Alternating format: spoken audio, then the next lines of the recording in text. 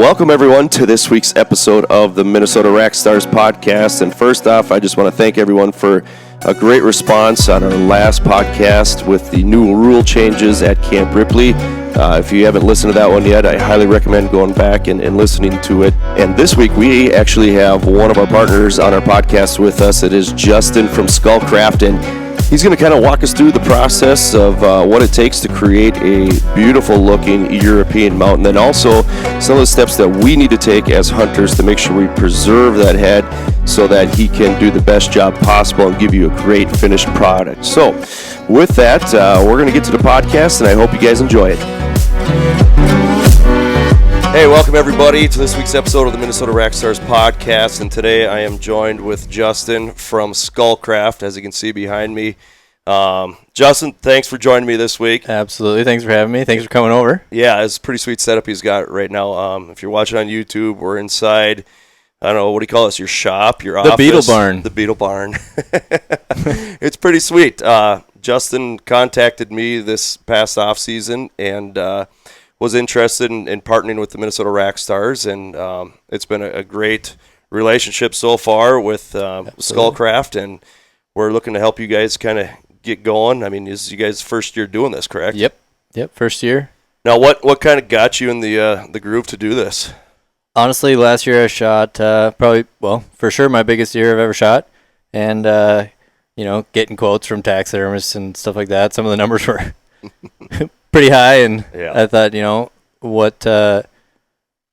and only assuming next year, numbers are going to go higher, inflation and all that is just going to keep going up. So I thought, well, what's the next most affordable thing for a guy to do? And seeing those numbers going up, I figured a lot of people are going to be second questioning their decision on, this is kind of a buck that's on the edge, Mm-hmm. You see a lot of these guys that have wall mounters that are, they might mean something to them, but they were really questioning whether or not they're going to do it or not.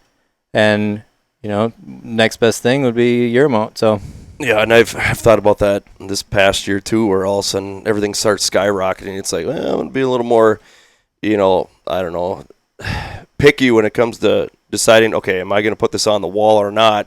And if it is one of those in-betweeners like you're talking about, boom, European mount, I mean, it's a pretty sweet option. We've seen some of your work here, and it's phenomenal. You do a very good job. You explained a lot of things to me. We're actually going to put out a video for Justin here. He kind of did a walkthrough, step-by-step process, and we'll talk about that a little bit here on the podcast on what it takes to create a European mount. But just the step-by-step process of all this stuff, it's really intriguing to me and how it works and whatnot. But yeah, instead of paying for, I mean, I don't know what other states are charging, but I mean, it's around that $1,000 for a head mount now. I paid $850 for a shoulder mount. Yeah.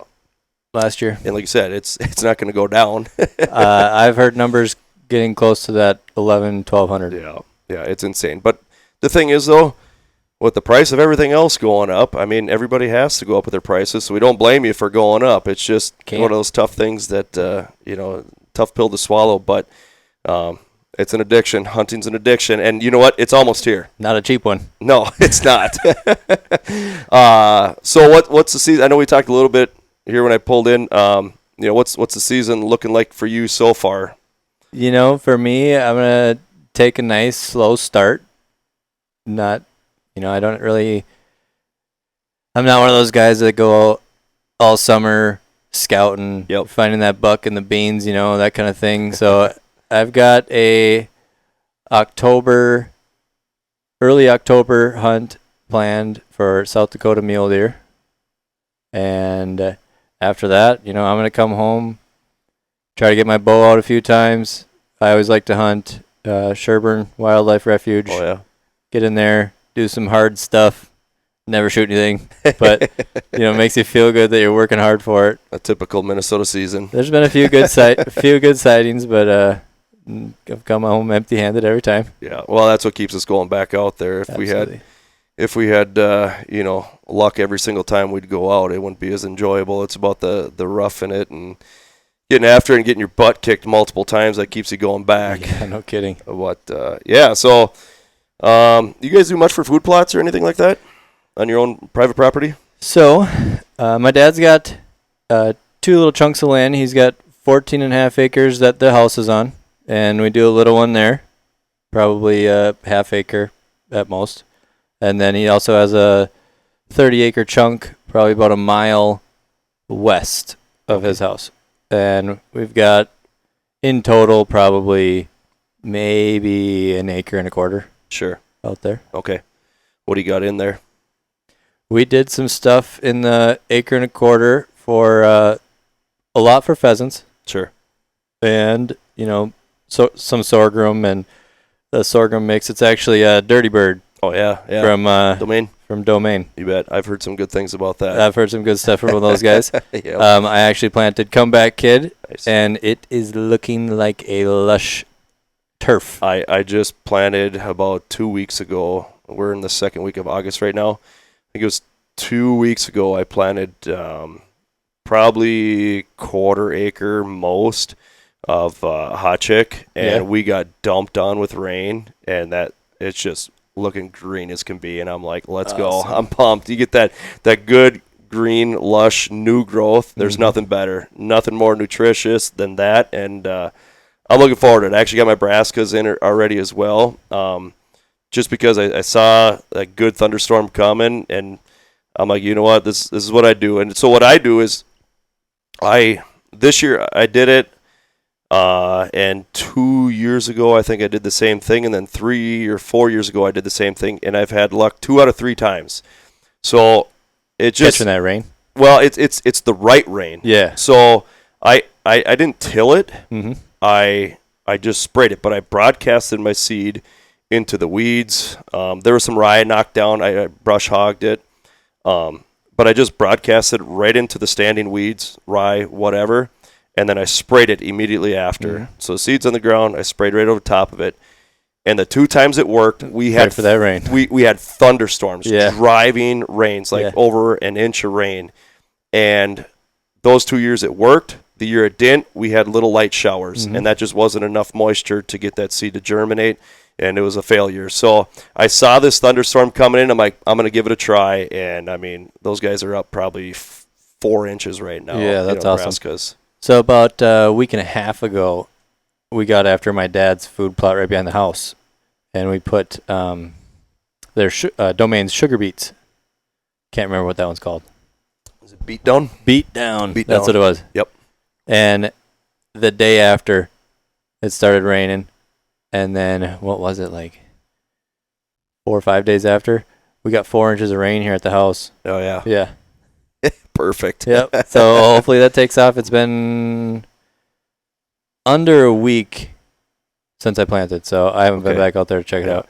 That's checking food plots for me is like checking trail cameras. Yeah. Like, I just want to get back out there and see what's going on. Like, grow, baby, grow. When you get like a couple hundred yards away, and you're like trying to see what's growing, and then you get up there and it's like, oh, dirt. Yep.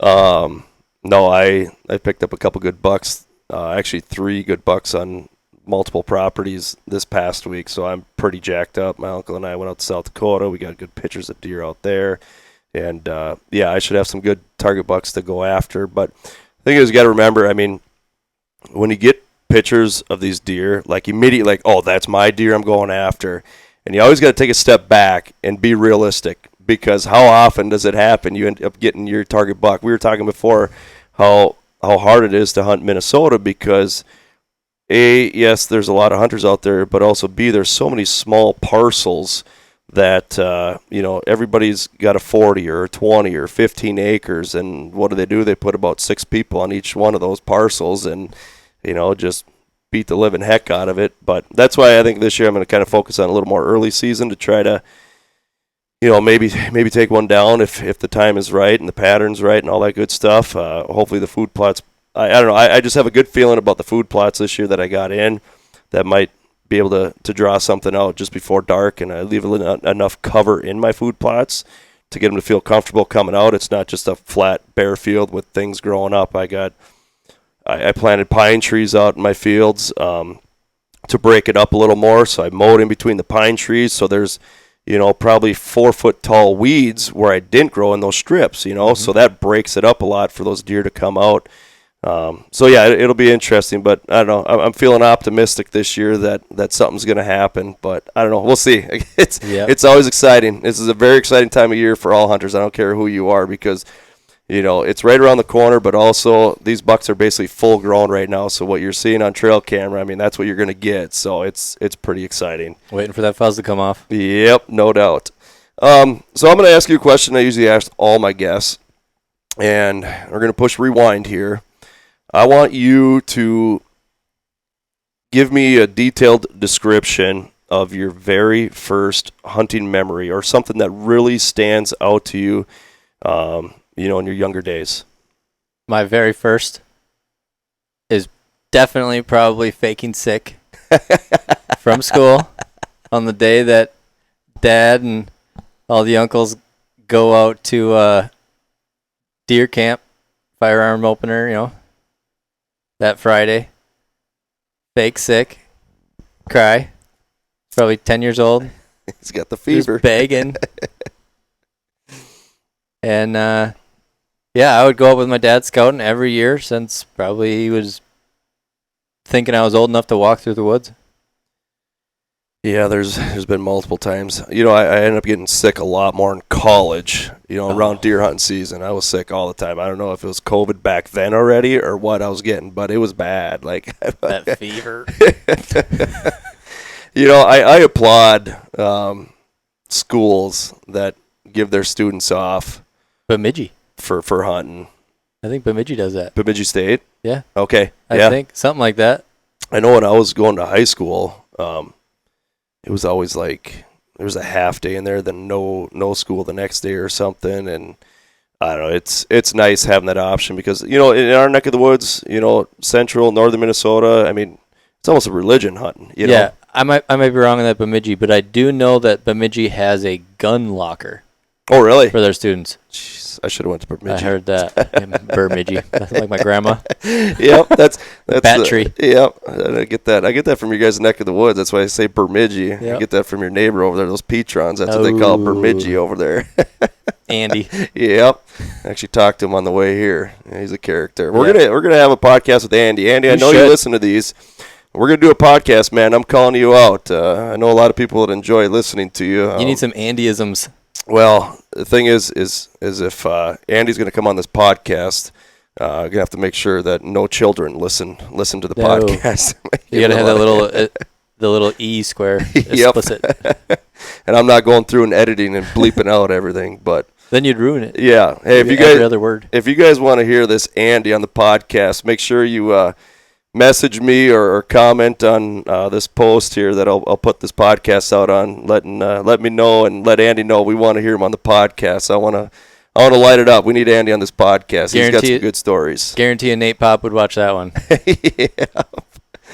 Oh shoot. But so let's talk about your process here a little bit. What you got going on with the Beatles and all that good stuff, and maybe kind of break it down. Okay, let's start here.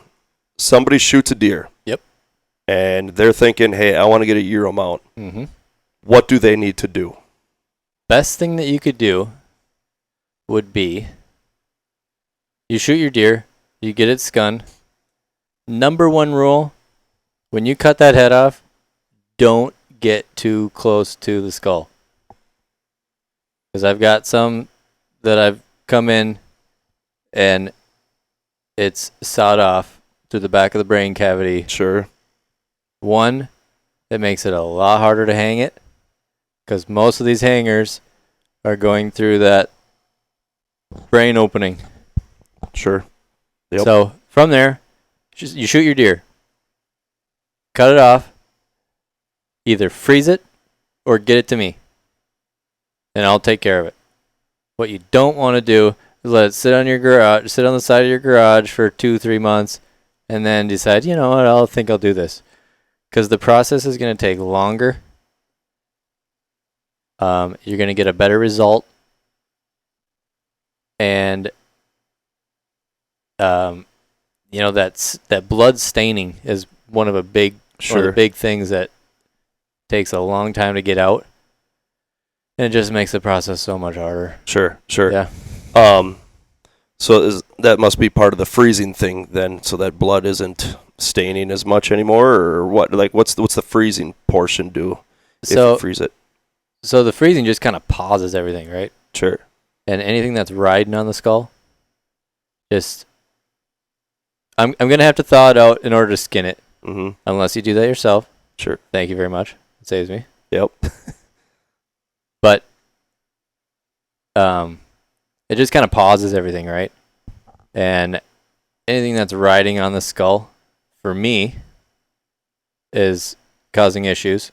Because these beetles over here, if they get taken over by mites, it'll kill the whole colony. Sure.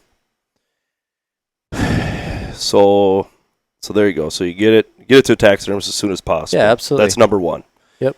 If you're out of state and you're bringing it back, obviously there's going to be some time in between or whatever. I mean, is it going to hurt it that bad to be there a few days or so? No, it's not going to hurt it that bad. Okay. But just the easiest thing to do is don't hold on to it.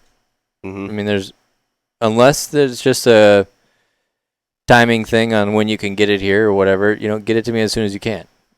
Should they put it in a bag, like freeze it inside of a bag? I know, like when I come back from out of state, I'll put the head, leave the antlers out of the bag, but I tie the bag shut, more or less to keep it from blood getting everywhere and whatnot. But that part doesn't really matter to me. If you can get it in a bucket, great. Otherwise, I'll take it however I can get it. So you get the head, then what? I get the head, I skin it, I make sure that all the extra bones are off, so I'll take right at the occipital joint, the last vertebrae that connects to the skull, take it off right there, carefully, because all these blade marks that you're making when you're skinning will end up scuffing or cutting into the bone. Use a scalpel, or what do you use? I've tried a bunch of different things. I bought one of these. I think it's Works. Okay. I got the little belt-driven knife. Oh, really? Okay. Knife sharpener. Sure. Yep. I bought one of those to try, but otherwise I've been using replaceable blades. Okay. Which are surgically sharp. Yep. But it's starting to get expensive. Going through those. Yep. Yeah, you trim up one deer head and then you notice on the second one it's like. Yep. That's a lot duller than when you started. Yeah, I know. I think I've done one before. Actually, I got them right here. And see if my cord's long enough. Yeah, it's a process to try to get that off there. Whenever you're caping or taking the hide off, but there it is. Huh? Yeah. So I've been using these Havlons. They make a longer. What is that, like 6 inch? It could be cleaned up a little bit. Sure. And then the little short, like, paring. Yep. Knife. The short one's nice for, like, really. It's a little stiffer. Okay. But the long one's nice because there's a lot more sharp edge to it. Yep. So it, can get after it a little bit better. But I bought this little Rapala. I figured. Oh, yeah. With that Works sharpener, I might be able to get a little bit more life out of it, save myself some money. So you're not using gutting knife to take it apart. I'm not using the outdoor edge. Although that outdoor edge with the swing blade, that's probably the best gutting knife that I've ever had. Oh, really? I think so. Okay. I don't know if you have any ties with any knife companies. I don't. If you could, get with Outdoor Edge. Yeah, those guys are bomb. That's good to know. But so it comes in, skins. I skin it, and then I trim off as much as possible off that head. So with bucks, you take that bottom jaw off. If you want the bottom jaw, I can save it.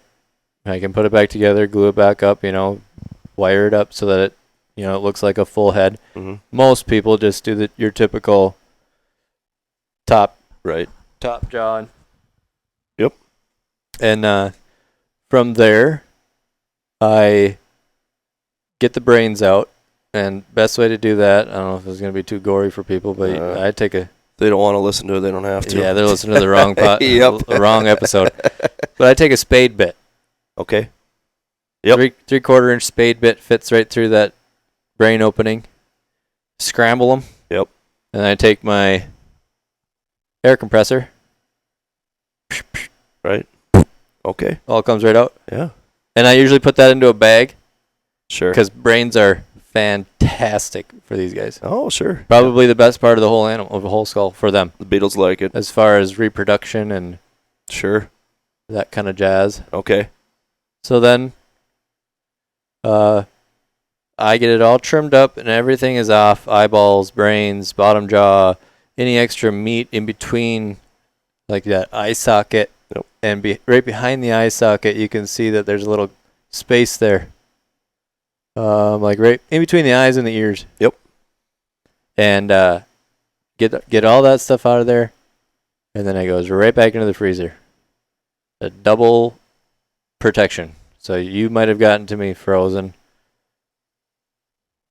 I put it right in the freezer. So if you don't freeze it, not a big deal. But to help you prolong it, like say if you can't get it to me for a month, put it in the freezer. Sure. If you can get it to me within 2 weeks, if it's not going to be 80 degrees, Yep. which November, typically not. Right. But Right. it doesn't have to be frozen. Just get it to me. I'm going to freeze it anyways, just to protect my bugs. But, so, I'll freeze it. After I've got space in the tank, I'll grab it out of the freezer in order from, whoever comes in first. Yep. Goes into the freezer. With the or beetles. goes into the beetle tank. And beetles will make quick work of it. Typically, they'll have it cleaned up in 2 to 3 days. That's amazing. Yeah. How fast they can clean that up. And they clean off everything. That's crazy. And I don't know. I've seen people do like they'll bury the skull in the dirt and then 2 years later they come back. yeah right. But I'm looking at a cow head right now that they have in here, and yeah, they're working on it 24/7. There's actually you're gonna be happy. There's one beetle riding another one right now. Ooh, they're so making you're babies. They're laying 4 to 5 eggs a day. They're getting after it in Yep. there. They're not just eating. Repopulate. Keep working. Yeah, right. Get back to it. So it goes in the beetle tank here, the tank, and then what? Would you say 3 days for a deer? Yeah. And then you said for something bigger, or you said bear. A bear. It's a lot longer. For this process, no. No, okay. They should be able to do it in about the same time. What's the as long as you degrees? get it, as long as you get it all cleaned up, brain out, eyeballs out, everything. Sure. It's not going to take much longer. No. Sure. I usually got them both trimmed up about equally well, and the actual skull size is very similar. Yeah. No, I see a piece of hair on the skull. They eat that hair too? No. No, they don't? They won't. Okay. No, but they will eat the leather that's behind it. So if you put, for example, I did this once. I was curious. I may or may not have shot a squirrel in my yard in the city. Not out of the window. But I was like, oh, I wonder what's going to happen. It was just like an explosion of fur. Really? Just hair everywhere. Everywhere. Yeah, so I just kind Touch of it. like stirred it up and Huh. made it disappear. But Interesting. yeah, so they'll eat everything but that hair. Yeah. Wow. It'll take a little longer. It gets kind of dried out, and then it's kind of like last pickings. Sure. So you got roughly 3 days on a deer. Yep. Cleaning everything off, and then what? So let's say I've had it for a week, right? I get it scun, I get it froze for a couple days, goes into the beetles for another couple days. So now I've got it for a week. From there, it goes into degreasing. Degreasing is a crucial step to making your heads white. Mm-hmm. What that is I put that deer in a bucket of water with Dawn dish soap and ammonia, and I'm doing weekly water changes to pull all that grease out of that bone. And as soon as that water starts to get clear, so you'll notice as soon as you put a skull in water that's not clean, or not degreased, it will turn cloudy. Okay. And once that starts to really clear up, I'll let it dry. And typically that's 6 to 8 weeks, depending on how it came to me. And I'll let it dry and start analyzing, like, okay, is there still grease here? Is there not grease here? Can it go to whitening? Does it have to go back to degreasing? Mm-hmm. And if it goes back to degreasing, you're just back at it. Keep going. Back at weekly water changes, keeping that water at 115 degrees. And just staying consistent. And if it's done, then it goes into what I call the whitening stage, which I use a 28% peroxide. And I put it in a chute tote, like this guy. Mm-hmm. And typically most of these deer just fit right in here perfectly. Oh, yeah? It looks like it'd be small. I know, right? But that big one right there Fit right in there. is just like perfect. Like it just barely bulged the side a little bit. Yeah. But I'll put it in there, and I'll fill that bottom of this jug just above the teeth. Maybe just like to the bottom of the eyes. In between there. And then I'll take a paper towel, split it right where the antlers are, and I'll wrap it around there. And what that does is that helps hold that peroxide over the top of the skull. So I don't have to completely submerge the skull in it. Okay. And I'll take a turkey baster. I got one up there. Yep. And I'll once or twice a day, come out there and just baste it. Keep that skull wet. Sure. And it'll take about 2 days max. And I'll pull it out of there, back in a bucket, and just let it sit and dry. So empty bucket. Okay. Sit and dry. Okay. And I'll analyze it.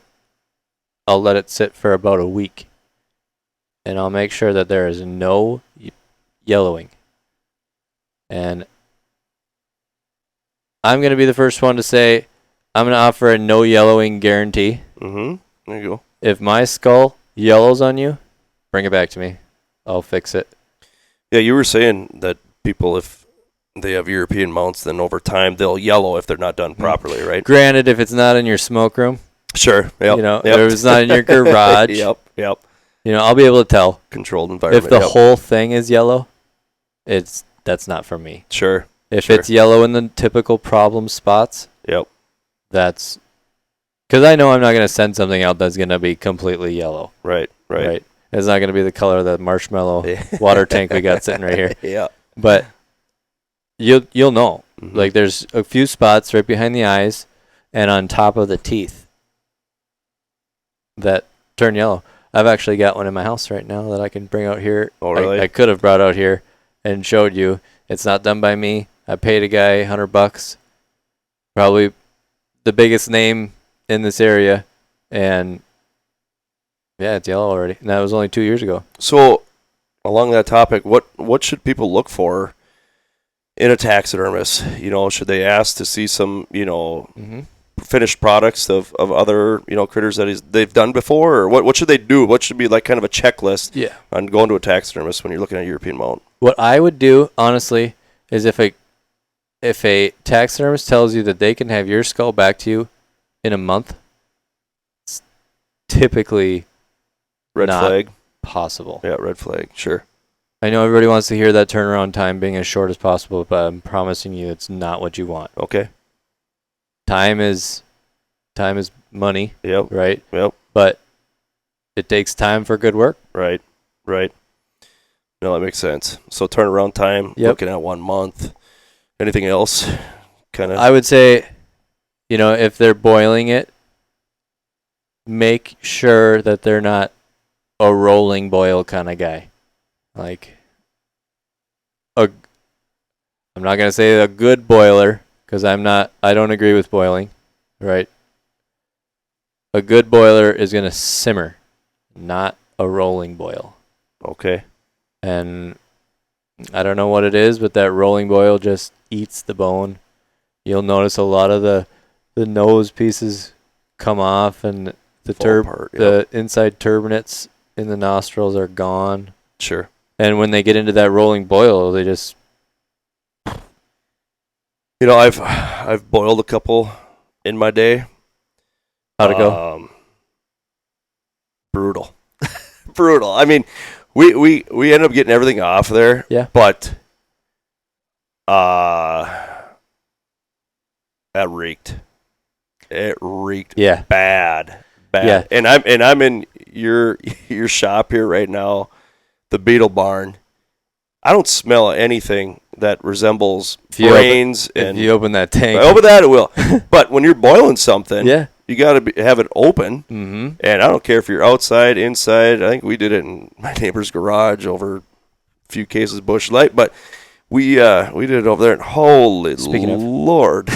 Yeah, that was brutal. And the thing is, you boil it, and then we tried shaking everything off of there and trying cutting everything off there. A lot easier. It's a lot of work. Let Beetles take care of it. Yeah. And get most of the work done right there. Yep. And it's going to be, down to the bone. Another really, really good way to clean skulls is a process called maceration. Okay. So what that is you're setting the skull in a bucket of water, just plain water. Nothing added to it, except sometimes people they call bromelain tablets. Okay. Like a septic. Mm-hmm. So what that does is add bacteria. And what it's doing is the bacteria itself is eating everything off of it. Sure. But that's kept at, if you can keep a bucket of water at 95 degrees, and if you can handle the smell. Yeah. Because I'll tell you what, there's a reason why I don't do it. Yeah. Because it's, you're not keeping beetles alive. You're not heating a enclosure and having bedding and having to worry about food all year long. That would be the way to do it. But I just can't take that smell. Yeah, brutal. I did a set of bear claws like that one time, and that was when I was in my garage yet. Yeah. I think my wife was going to kill me. I was going to bring her up. Say, even if you were doing it out here, your clothes and yourself, you would probably reek terrible. She'd probably say, find a different room to sleep in. She would be like, please stop. You could make $1 million a year doing this, and I still wouldn't be with you. I believe it. Bless her. Yeah, right. She's dealt with a lot. I could imagine. So what was her take? When you said you wanted to start doing this, what was her first impression on all this stuff? I think she was kind of like, why? Yep. And, the first initial drawing is, a little bit more money, right? Mm-hmm. Side cash. But I think I just wanted to see as many deer as possible. Yeah. Yeah. I love deer. Yep. I love deer hunting. Of all the things I've done in my life, I think, so I played competitive golf for a while. Mm-hmm.